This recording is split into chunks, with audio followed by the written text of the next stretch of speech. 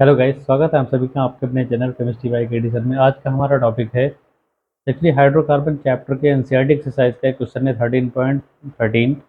इसमें पूछा गया how will you convert benzene into para nitrobromobenzene, meta nitrochlorobenzene, para nitrotoluene और एस्टोफिनॉन। आपको बेंजीन से इन चार अलग अलग कंपाउंड्स को बना के दिखाना है। एक्चुअली कल मैंने एक वीडियो अपलोड किया था ortho Meta para directing influence groups, तो उसका एप्लीकेशन पार्ट आप समझ सकते हैं इस वीडियो को कि मतलब हम उस वाले रूल्स को जो हमने पढ़े थे उनको हम अप्लाई कैसे करेंगे, कैसे हम लोग आर्थो मेटा पैरा वाली जो चीज़ें हैं उनको हम लोग सीखेंगे, उनसे रिएक्शंस कैसे पूछी जा सकती है। तो उसका एग्जांपल है 13.13 एनसीईआरटी का। देखिए एक्चुअली एक टाइप का कन्वर्जन ही है एक्चुअली ये, क्योंकि जहाँ पे कन्वर्ट जैसा वर्ड आ जाए वो कन्वर्जन होते हैं। एक्चुअली कन्वर्जन में होता क्या है, जैसे अगर कभी कोई टीचर आपको ये बताता है कि आप ये एक वीडियो देख लीजिए पूरे कन्वर्जन आपकी कंप्लीट हो जाएगी, या आप ये पढ़ लीजिए तो सारे कन्वर्जन आप कर ले जाएंगे। मैं आपको बता दूं जानकारी के लिए कि आपको लगभग 85% कंप्लीट ऑर्गेनिक केमिस्ट्री की रिएक्शन जब तक नहीं आएगी आप कन्वर्जन नहीं कर पाएंगे। कन्वर्जन का मतलब होता है पूरी ऑर्गेनिक केमिस्ट्री को एक साथ यूज़ करना, उसका एप्लीकेशन पार्ट ही कन्वर्जन होता है। ठीक है, क्योंकि कन्वर्जन में मीथेन से आपको एथेनॉइक एसिड बनाना हो सकता है, यानी कि आपका जो चैप्टर शुरू होगा एल्केन से, और जो पूछा जा रहा है वो कार्बोक्सिलिक एसिड का टॉपिक है, यानी कि जो आपको बनाना है। तो आपको ये मान लीजिए कि लगभग बहुत सारी आपको ऑर्गेनिक केमिस्ट्री आनी चाहिए, तब आप किसी भी कन्वर्जन को कर पाएंगे। ठीक है, पर बेंजीन के कन्वर्जन इतने डिफिकल्ट नहीं होते हैं एक्चुअली। देखिए सबसे पहला हम कन्वर्जन यहाँ पे आपको करके दिखाते हैं। फर्स्ट नंबर है हमें करना है बेंजीन टू पैरा नाइट्रोब्रोमोबेंजीन। ठीक है, हमें बेंजीन को कन्वर्ट करना है पैरा नाइट्रोब्रोमोबेंजीन में। तो सबसे पहले देखिए इसमें हम लोग इसमें क्या करेंगे एक्चुअली, सबसे पहले हम लोग बेंजीन की रिएक्शन कराएंगे यहाँ पर। अब देखिए यहाँ पे ब्रोमो बेंजीन की बात कर रहा है, तो हम लोग सबसे पहले ब्रोमो बेंजीन ही बना लेते हैं एक्चुअली। अगर हम लोग बेंजीन की रिएक्शन Br2 से करें इन दी प्रेजेंस ऑफ FeBr3, देखिए अगर आप यहाँ पर Cl2 जोड़ते तो एरो पर आप लिखते FeCl3, पर हमें यहाँ पे Br जोड़ना है तो यहाँ पे हम क्या लिखेंगे FeBr3। अब एक्चुअली होता क्या है, देखिए ये दोनों Br कुछ ऐसे लिख लेना आप, Br single bond Br, benzene से एक H को हम बाहर निकालेंगे, वो क्या करेगा यहाँ से HBr बना देगा। तो पहले हमारे पास जो बनेगा उसको लिख देते हैं। फर्स्ट हमारे पास क्या बन गया HBr, प्लस में हमारे पास क्या बन गया बेंजीन के ऊपर Br लग जाएगा, यानी कि इस कंपाउंड का नाम क्या हो गया हमारा ब्रोमो बेंजीन। ठीक है, तो ये पहला स्टेप हुआ। अभी कन्वर्जन हमारा पूरा नहीं हुआ, ये सिर्फ पहला स्टेप है। अब हमने जो पहले स्टेप में बनाया है ब्रोमो बेंजीन उसको दोबारा यूज़ करेंगे। अगर हम लोग ब्रोमो बेंजीन की रिएक्शन दोबारा किससे करा दें, कि हमें एक्चुअली बनाना क्या है पैरा नाइट्रो ब्रोमो बेंजीन। देखिए कभी भी आपको बेंजीन में अगर नाइट्रो यानी कि NO2 ग्रुप जोड़ना है ना, तो उसके लिए हमको HNO3 लाना होगा, वो भी किस फॉर्म में, कंसनट्रेट फॉर्म में। ठीक है, और इस काम को करने के लिए आपको एरो पे क्या यूज करना पड़ेगा, कंसनट्रेट H2SO4। अब यहाँ पे क्या होता है देखिए, आपको HNO3 को कहाँ पे जोड़ना है, पैरा पे, जैसा कि आपसे क्वेश्चन में बोला गया है। तो आप पैरा से एक H को बाहर करेंगे। HNO3 हमेशा किसी भी इलेक्ट्रोफिलिक सब्स्टिट्यूशन रिएक्शन में कैसे ब्रेक होता है OH माइनस और NO2 प्लस में। तो ये वाला H हमारा इस वाले OH को लेकर क्या बना देगा, देखिए यहाँ से क्या बन जाएगा हमारा H2O अलग हो जाएगा। ठीक, तो अगर जैसे यहाँ से H2O अलग होगा तो बेंजीन के ऊपर Br लगा रहेगा इधर। ठीक है, और हमारा पैरा पे क्या लग जाएगा, इधर NO2 लग जाएगा, प्लस में क्या बन जाएगा हमारा H2O बाहर निकल जाएगा। एक चीज़ हम जानते हैं कि अगर एरो पे कभी भी कंसनट्रेट H2SO4 आता है ना, तो वहाँ से वाटर रिमूव हो जाता है। ये बात हमने सीखी है, पढ़ी है, इसको हम जानते हैं। तो देखिए हमारा जो हमें बनाना था पैरा नाइट्रो ब्रोमो बेंजीन बन गया। ठीक, अब कई बार हम लोगों के दिमाग में आ रहा होगा क्या सर हम इसमें पहले HNO3 से रिएक्शन करा सकते थे। बिल्कुल नहीं करा सकते थे, कि अगर हम पहले HNO3 से रिएक्शन कराएंगे तो यहाँ पे NO2 लगेगा।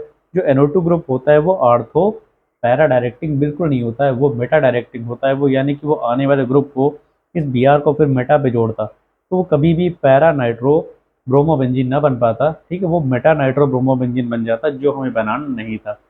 मेरे हिसाब से आपको मेरी बात समझ आई होगी। तो पहले आप इस रिएक्शन में हैलोजिनेशन करेंगे, दूसरे स्टेप में क्या करेंगे नाइट्रेशन करेंगे, और आपको जो बनाना था वो बन जाएगा। ठीक, ये हमारा सबसे पहला कन्वर्जन था एक्चुअली। जो ब्रोमीन होता है वो आर्थो पैरा डायरेक्टिंग ग्रुप होता है। ठीक है, तो यहाँ आप समझ गए होंगे मेरे हिसाब से। दूसरा कन्वर्जन हमको करना है मेटा नाइट्रोक्लोरोबेंजीन बनाना है। ठीक है, तो इसको हम नेक्स्ट पेज पे करते हैं। तो चलिए हम दोबारा दूसरा कन्वर्जन शुरू करते हैं।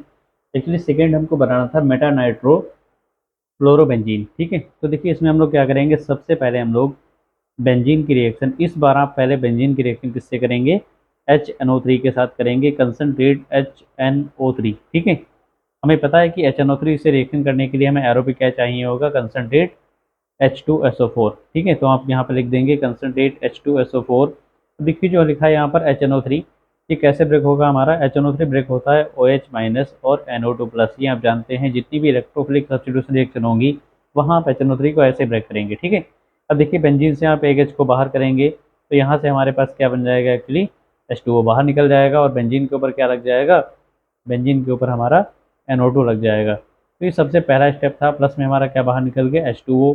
हम जानते हैं कि अगर कभी एरो पे कंसनट्रेट H2SO4 आएगा तो वहाँ से वाटर रिलीज हो जाएगा। ठीक, तो देखिए आगे क्या करना है, हमें बनाना है मेटा नाइट्रो क्लोरोबेंजीन, यानी कि इस NO2 को हमें मेटा पे लगाना है। दूसरे स्टेप में हम क्या करेंगे, हम क्लोरो लाएंगे यानी कि क्लोरोबेंजीन लाएंगे। तो देखिए ये जो बना था हमारा, इसको दोबारा नीचे लिखते हैं। बेंजीन के ऊपर हमारा क्या लगा हुआ था, NO2। ठीक है, अगर हम लोग इसकी रिएक्शन किससे कर दें, एक्चुअली इसकी रिएक्शन हमें करनी है Cl2 के साथ। अब अगर रिएक्शन Cl2 से करनी है तो हम लोग एरो पे यूज करेंगे FeCl3।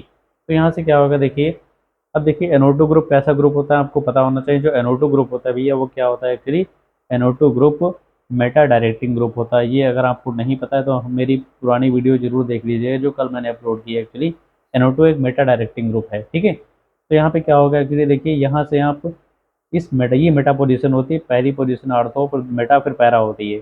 यहाँ से आप H को बाहर करेंगे, Cl को आप कैसे लिखेंगे, Cl सिंगल बॉन्ड Cl। और इस स्टेप में आप क्या करेंगे, यहाँ वाला ये वाला H इस Cl को लेकर क्या बना देगा, HCl बाहर निकल जाएगा। जैसे ही आप यहाँ से HCl को बाहर निकालेंगे तो हमारे पास इधर बेंजीन के ऊपर क्या लग जाएगा, ऊपर NO2 लिखा हुआ था और मेटा पे क्या लग जाएगा, Cl। ठीक है, प्लस में हमारा क्या बन जाएगा, HCl अलग निकल जाएगा। तो हम देखेंगे एक्चुअली इस रिएक्शन में क्या हुआ, यहाँ पे हमारा अब इस कंपाउंड का नाम क्या हो जाएगा, आर्थो मेटा। यानी कि ये NO2 कहाँ लग गया, मेटा पे, तो इसका नाम हो जाएगा मेटा नाइट्रो। और ये इतने कंपाउंड का नाम क्या होता है, क्लोरोबेंजीन। यानी कि जो हमें बनाना था वो बन गया। देखिए यह जो ग्रुप है ना, ये ऊपर जो लगे हुए हैं, अगर आपको ortho Meta para directive influence नहीं पता है तो शायद आप इन रिएक्शंस को गलत कर सकते हैं। तो पहले आप उस वीडियो को जरूर देखें, जिससे आप ये जान पाएँ कि कौन सा ग्रुप आने वाले ग्रुप को किस पोजीशन पे ऐड कर सकता है या कर पा रहा है। आपको ये जानना बहुत ज़रूरी है। ठीक है, नेक्स्ट हमारा जो थर्ड कन्वर्जन हमसे पूछा जा रहा है, हमें बेंजीन को कन्वर्ट करना है पैरा नाइट्रोटोलुइन में। इसमें कन्वर्ट करना है बेंजीन को पैरा नाइट्रोटोलुइन में। इसके लिए हम लोग नेक्स्ट पेज पे चलते हैं। अब हमें बेंजीन को कन्वर्ट करना है पैरा नाइट्रोटोलुइन में। तो इसमें हम लोग क्या करेंगे, एक्चुअली सबसे पहले हम लोग बेंजीन की रिएक्शन किससे कराएंगे, इस वक्त हम लोग बेंजीन की रिएक्शन सबसे पहले करा देंगे इस वाली कंडीशन में। सबसे पहले कराएंगे इसकी रिएक्शन हम लोग CH3Cl के साथ। ठीक है, देखिए जो CH3Cl होता है, एक्चुअली CH3Cl का नाम हेलो एल्केन है, एक्चुअली इसका नाम मिथाइल क्लोराइड होता है। और यहाँ पर हम लोग एरो पे यूज़ करेंगे एनहाइड्रस AlCl3। ठीक है, ये एक्चुअली एक पर्टिकुलर नेम रिएक्शन है जिसका नाम होता है फ्रीडल क्राफ्ट एल्काइलेशन। शायद आपने पढ़ी होगी, नहीं पढ़ी तो बहुत अच्छी बात, आप इसको जरूर पढ़ लीजिएगा। ठीक, अब आप क्या करेंगे, देखिए यहाँ से एक H बाहर निकलेगा हमारा, और वो H क्या करेगा, इस वाले Cl को लेकर क्या बना देगा, HCl बाहर निकल जाएगा और बेंजीन के ऊपर क्या लगेगा, CH3। यानी कि सबसे पहले हमारे पास जो कंपाउंड बनेगा उस कंपाउंड का नाम होता है टालविन। ये CH3 लग गया और प्लस में हमारे पास क्या बाहर निकल रहा है, HCl बाहर निकल जा रहा है। इस कंपाउंड का नाम क्या होता है, इसको हम लोग टॉलुइन बोलते हैं। ठीक है, अब इस टॉलुइन को दोबारा लिखेंगे, अब नीचे लिखेंगे टॉलुइन को। अगर हम दोबारा नीचे लिखेंगे, और इस बार हमें याद रखना है कि क्वेश्चन में पूछा जा रहा है पैरा नाइट्रो, यानी कि आपको पैरा पोजीशन पर NO2 ग्रुप लगाना है। तो अब इसकी रिएक्शन किससे कराएंगे, एक्चुअली अब हम दूसरे स्टेप में इसकी रिएक्शन करा देंगे कंसनट्रेट HNO3 के साथ। तो अब इसकी रिएक्शन कराएंगे HNO3 के साथ, वो भी किस फॉर्म में रहेगा, कंसनट्रेट फॉर्म में।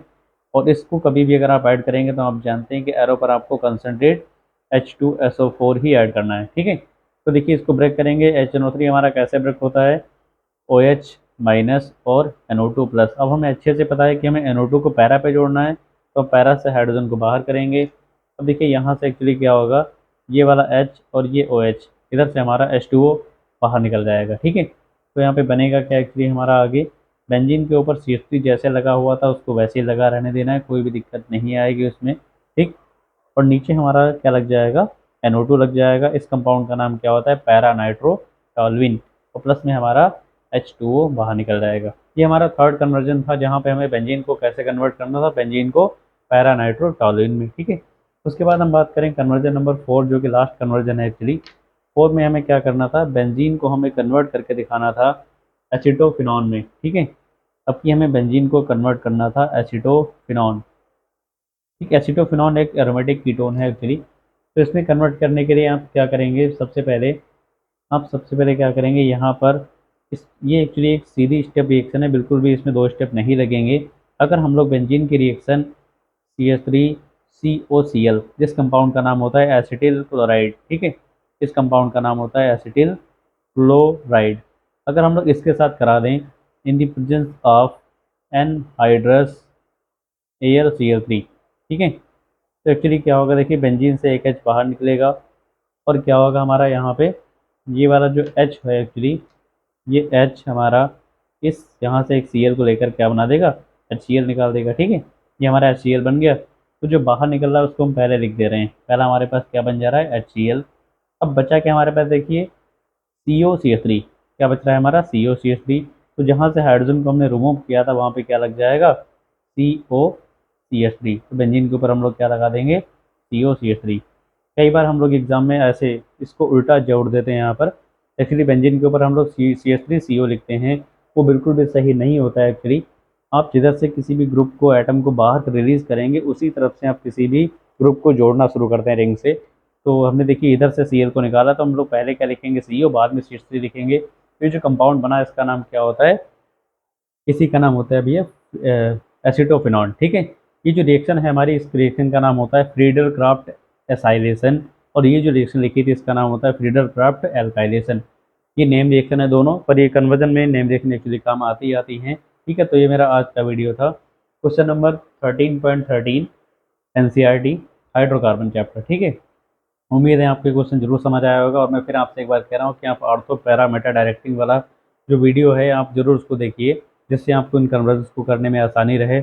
आज के लिए बस इतना ही, धन्यवाद। अगर आपको इस वीडियो से कुछ हेल्प मिली हो तो प्लीज़ आप इस चैनल को लाइक शेयर सब्सक्राइब जरूर करें। मिलते हैं आपको नेक्स्ट वीडियो में, आज के लिए